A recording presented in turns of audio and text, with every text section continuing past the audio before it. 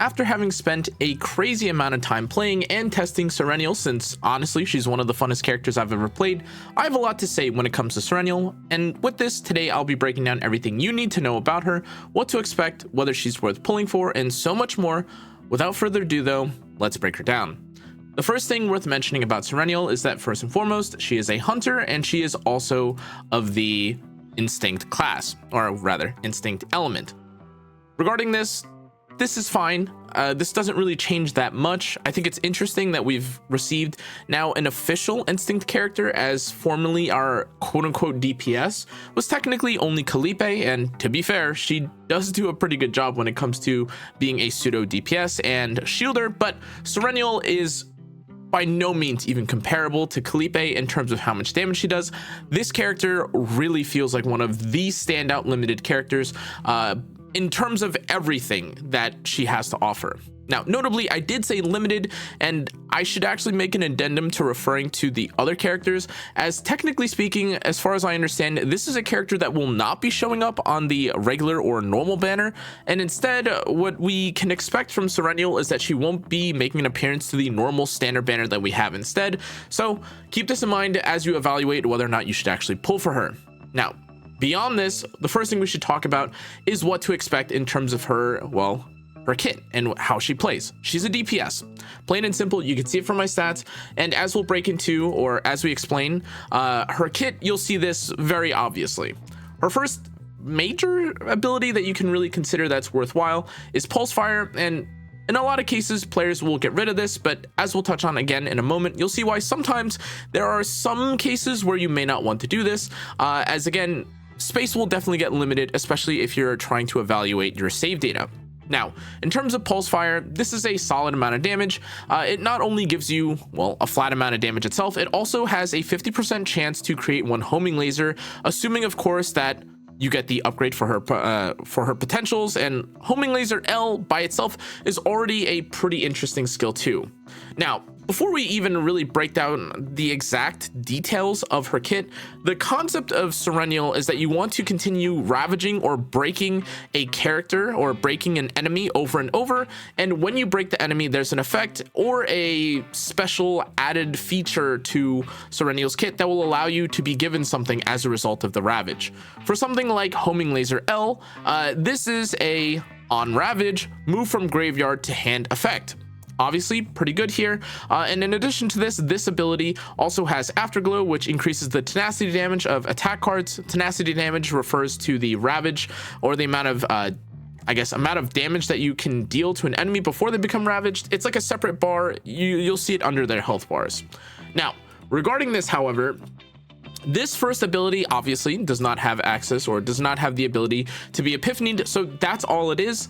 It is a one cost basic card, as most are, and the effect is honestly not terrible. There's a 50-50 chance that you get one of her core abilities, which is homing laser L, and again, this has an increased amount of damage dealt to ravage, or with the intention of ravaging an enemy, which is huge because the more and more that you ravage, the more and more you access the rest of the kit. Okay, that makes sense. Magnetic Field, as usual, is the DPS or any DPS character's main nightmare. It's a shielding ability. You throw it away, and it's one of the main reasons why the game is interesting. You want to throw away all the bad cards effectively in a character's kit, and outside of someone like Tressa, who may use like her heal or something, this is not one of those cases. You get rid of the shield card. Now, in terms of homing laser, not homing laser L, but just homing laser, this is another interesting card because yes, it does share a lot of the effects that you've already seen from homing laser L, but this also has the added ability of having epiphanyable effects. Now, of these epiphany effects, there are a lot to consider here. Personally, I found the first effect, which is the on destroy add one hit, to be pretty good. In addition to this, on ravage move to hand is also a fairly solid epiphany effect as well. Now, some of these others definitely aren't nearly as bad as you may think. I do personally think that there's probably some sort of value here in something like on ravage or at the start of hand, move to hand. Like, things like this are also fine, and honestly, even this, something like the moving all homing lasers L's to graveyard, or rather from graveyard to hand, is also interesting, but it kind of depends on your build. But next, as we actually take a look at some of her more specific epiphany required cards, like ones that you need to activate an epiphany to even get before you can then epiphany them later, we have Plasma Missile.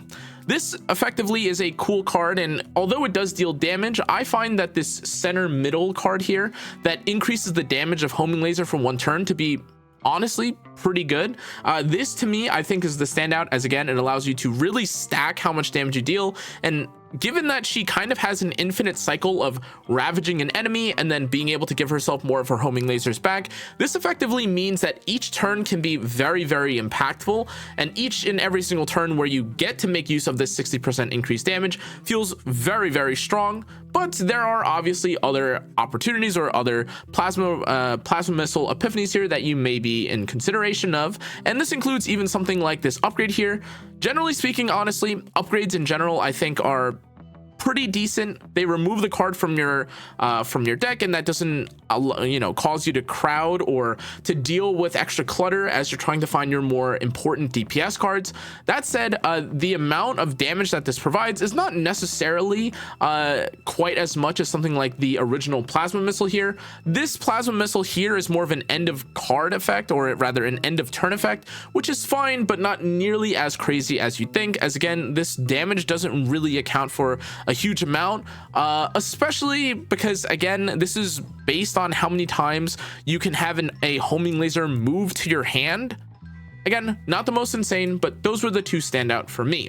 Now, Shining Core is really where the setup, the foundation, and the principle of Sereniel really comes together. On base, this is a create 2 homing laser L card, and when you epiphany this card, the standout that again you're seeing straight directly in the middle is on Ravage, you create 2 homing laser Ls in addition to at base creating 2 homing laser Ls as well. Now, that effectively means that if on the same turn you're able to Ravage, this is 4 homing laser Ls to start off, or in a single turn. And though this doesn't necessarily seem as crazy, especially since of course you don't have the ability to replicate this as it's a unique card, what is interesting about this is of course that if you pair this with other characters who may allow you to reset the tenacity or the ravage level, ravage meter, I suppose, of a character, this means that you can continuously activate this over and over and over, in addition to the effects that we'll go over later. Now, interestingly though, I do want to say that the Shining Core card here, where you're able to create 3 raw homing laser Ls, is also an interesting concept. Now, that said, I don't think this is like a situation where it really is kind of like 50-50 like Renoa, where it's, oh, should you make more bullets, or should you have like a system where you have a more consistent generation of bullets? I think this is mostly in like 99.99% of cases a situation where you would rather have this unique initiation card. And if you have to cope through, or you have to get through a stage, I do think that getting 3 homing laser Ls is still fine. But ultimately, if you're able to get Shining Core, this actually sets you up for arguably one of the better effectively the better game plans, which we'll get over, or we'll go into in a second. But next we have to talk about Cobalt Light. Now, this is another interesting card.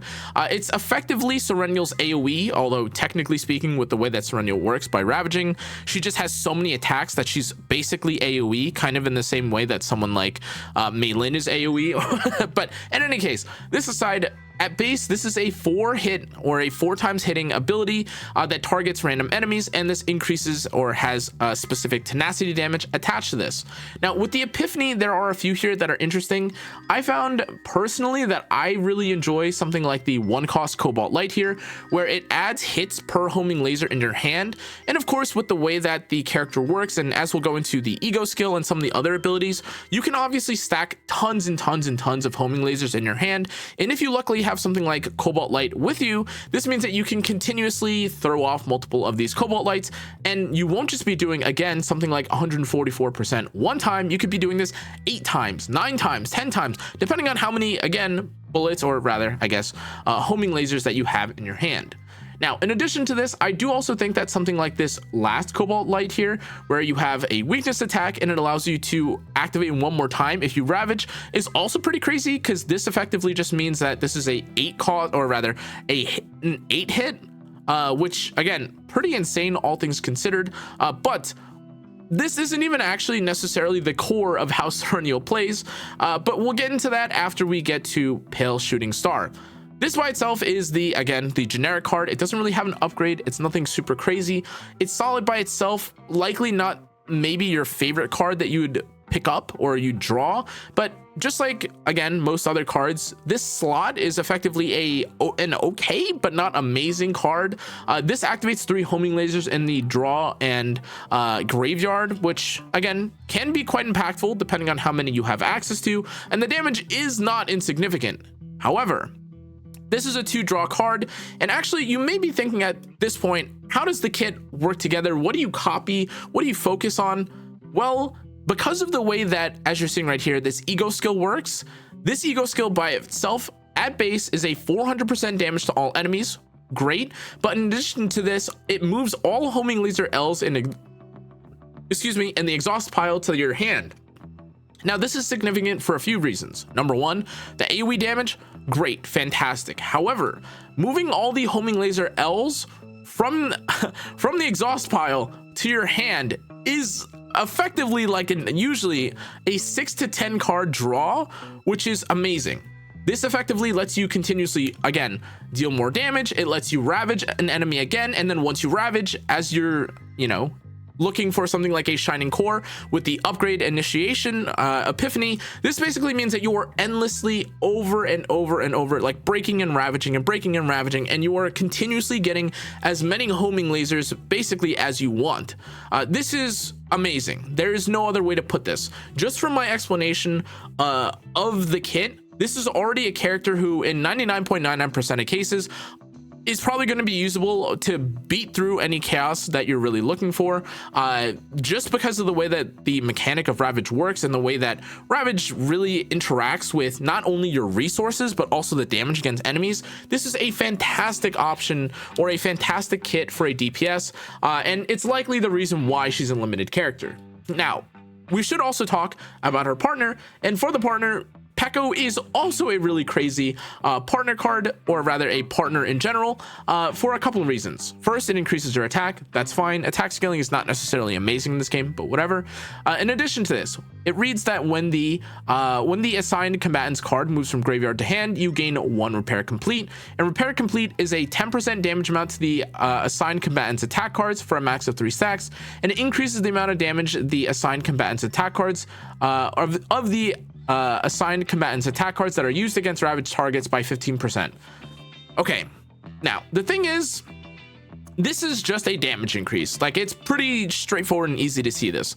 What is crazy about this though is that unlike what you may have seen with other cards or other partners, this effect is just permanent the second that you use it.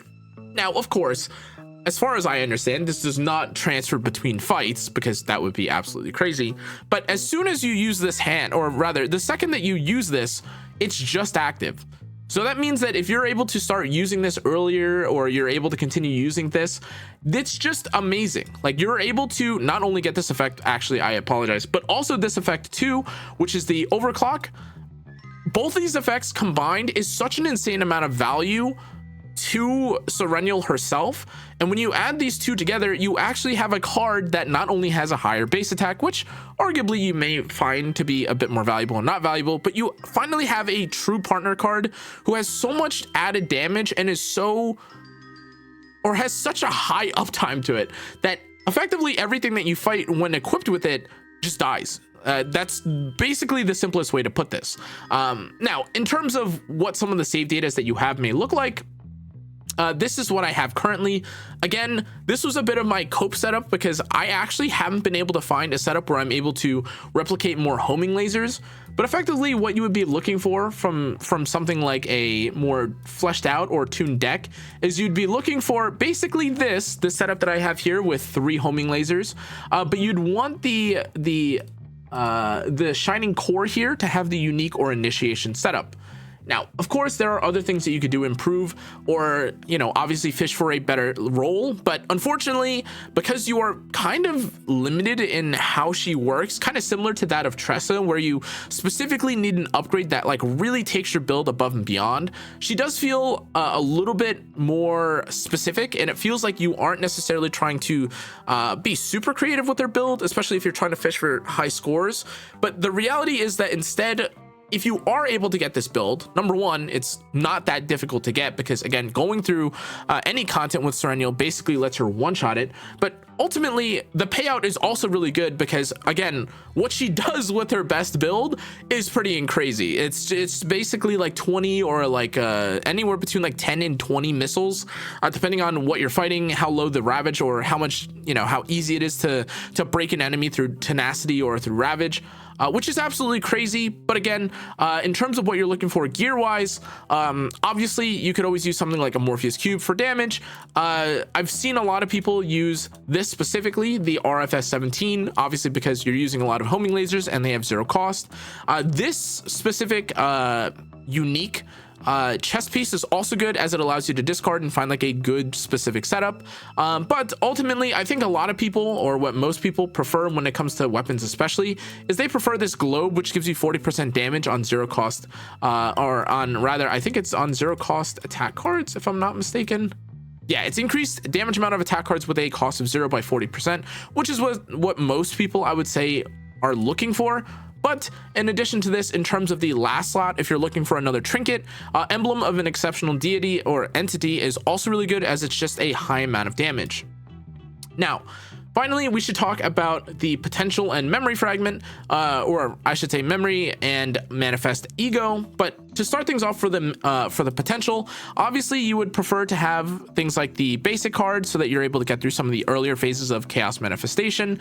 It's also, of course, fairly nice to get something like this again for the early, but ultimately the real kicker and what you really want out of Sereniel is this last unique upgrade node. This adds so much damage to Sereniel in terms of the, obviously, like the crit rate that you get, the damage amount that you get, but in terms of other nodes that you'll be looking to upgrade, crit rate, crit damage, standard, you'd always prefer to get these if you can, though of course it's expensive. But the other reality is that upgrading things like her unique and her basic will also help if you're trying to get through content fairly quickly, though again, speaking candidly, I don't think I've really ever struggled with this character. She just kind of does so much damage, it's crazy. Now, in terms of a setup, they did recently release a set for her. This obviously makes sense. It's instinct damage to ravage targets. This is her best in slot in most cases. Obviously, you could also use 2-piece sets. However, from what I understand, this amount of damage is crazy, and especially if you're able to or have farmed out for this, it makes sense. And as she is a limited and a very strong character, even dedicating and making a specific setup or farming for a specific set for her is worth it. She just does a ton of damage. 2-piece set wise, you can use whatever you have access to. I'm using Executioner's Tool for the 25 crit damage. That's totally fine. Now, for Manifest Ego, these are pretty good. Now, of course, you, number one, have the first Mindscape Manifest Ego, and it reads that you increase the damage amount of the Pale Shooting Star by 50%, and you change the amount of activatable homing lasers to 5. Okay, this is pretty good, honestly. not the worst, but effectively this is just two, or sorry, I should say it's not the most OP, but it is 2 additional homing lasers. Great, fine, amazing. In terms of the second one, at the start of battle, you getting 2 homing laser Ls, and at the start of turn, if you have one of the homing laser cards drawn, you draw 1 additional card. Okay, this is also pretty good. This is basically like by having M2 or by having Ego 2, you effectively have this and the first tier. This is a lot of already added damage. Like, this is a character whose egos are already starting to ramp up, and especially comparatively to someone like no shade, but Yuki, who's M1, or rather her E1, effectively just removes a damage penalty which they had for no reason. Doesn't really make sense. This at least adds a bit of you know, a gameplay or a more specific like curve to what you may want to focus on in terms of her kit or in terms of what you're replicating or how you play. I think her M1 and M2 are fantastic. Now, for the M4 or E4, apologies, I keep missaying this. For E4, it reads that for each homing laser that is moved to hand on Ravage, Sereniel gains a firepower amp, and this is 10% damage increased to Sereniel's attack cards for 1 turn with a max of 5 stacks. This is honestly also pretty good. This is just added damage to attack cards for 1 turn. But the reality is that the condition is fairly easy to maintain. It literally says for each homing laser that is moved to hand on Ravage, which is what she's going to be doing like every turn anyways, Sereniel gains a firepower amp effect. So this is basically another high uptime damage increase. And again, given that you can do this again up to 5 times for a 50% damage increase, as far as I understand, great, amazing, fantastic. Now, finally, we have her 6th ego, which is even crazier. This reads that when an ally inflicts Ravage, Sereniel inflicts 80% damage for each segment of the Ravage target's max tenacity to that target. Now, at this point, you can say what you'd like about an E6, and whether you even think that this effect is super crazy or not, the reality is that by the time you have reached E6, you have her E1, E2, E4, increase the damage of her E5, or of her basic and unique cards with E5. The amount of damage that you will be doing by E6 is just like, I'm speechless. I cannot even fathom how much damage this does when you try to go through something like Chaos Manifestation. But from what I understand and from what I've seen from like the whales of the game, if you have this card, you just one-shot everything. Or rather, if you have this ego, or if you're a well-built Sereniel player, you just one-shot everything. Great, amazing. Now, the final thing I want to talk about when it comes to Sereniel is her teams. Now, truth be told, there aren't really a huge amount of teams that it feels like make her kit work outside of a specific core, but I also have to admit that even if you aren't using her for a particular like a specific boss or a basin or an event boss, just using her in Chaos Manifestation as a DPS so that you can get through content easily is not bad. I've actually used Sereniel in a lot of cases to carry through, and I'll just use someone like Sereniel and 2 healers or supports, like have Sereniel basically be bare bones because I'm throwing away her cards, but try to build up someone like my Nia or my Selena or someone like my Mika or my Ray. And though I'm not necessarily fishing for a perfect Sereniel, her baseline kit by itself is already good enough that you kind of just throw away whatever nonsense or whatever cards you don't need, and you instead use the resources that you save or the potential percentage chance that you get these other you get with these other cards, and you use them for Sereniel or for Sereniel's allies, and you build up better supports.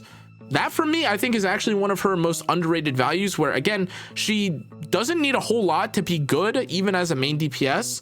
And again, this allowing you to fish out or get better teammates or better teammates cards or decks is honestly huge value to me, and part of the reason why I think Sereniel is so strong.